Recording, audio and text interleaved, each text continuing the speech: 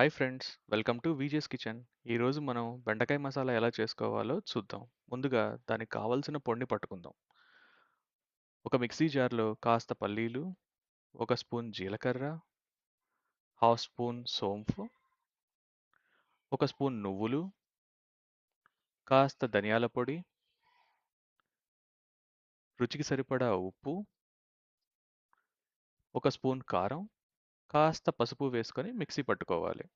ముందుగా బెండకాయల్ని శుభ్రంగా కడిగి వాటిని 1 ఇంచు ముక్కలుగా వీడియోలో చూపించినట్టు కట్ చేసుకొని పక్కన పెట్టుకోవాలి.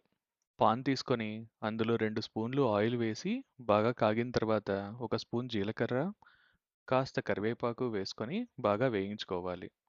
ఆల్రెడీ తరిగి పెట్టుకున్న బెండకాయ ముక్కల్ని ఆ నూనెలో వేయించాలి. ఈ బెండకాయ ముక్కల్ని ఎప్పుడూ షాలో ఫ్రై మాత్రమే చేయాలి.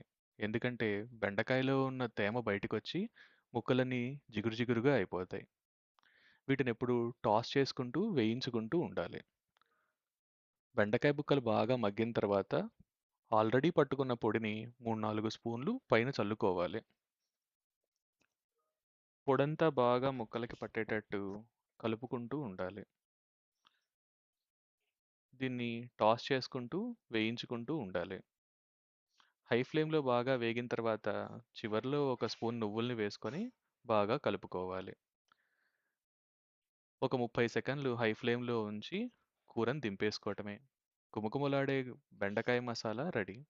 దీన్ని అన్నంలో కానీ చపాతీలో కానీ సర్వ్ చేసుకోవచ్చు. మరిన్ని ఇంట్రెస్టింగ్ వీడియోల కోసం ఛానల్ని సబ్స్క్రైబ్ చేసుకోండి.